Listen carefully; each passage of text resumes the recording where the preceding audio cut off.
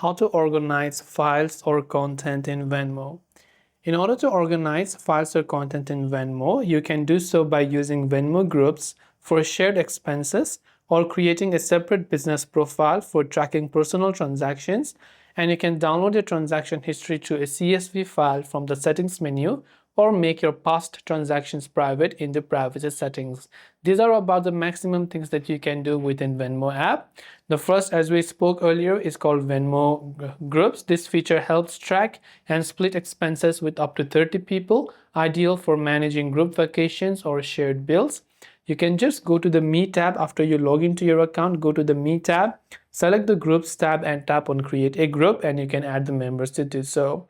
And similarly, you can follow up with other business profiles and download some transaction history of whichever month and year that you would like to have it. And this way you can organize files or content in Venmo. I hope that this video helped you out, and if you have got any questions, do feel free to leave them down below. As always, thanks for watching till the very end of this tutorial, and see you soon in the next video.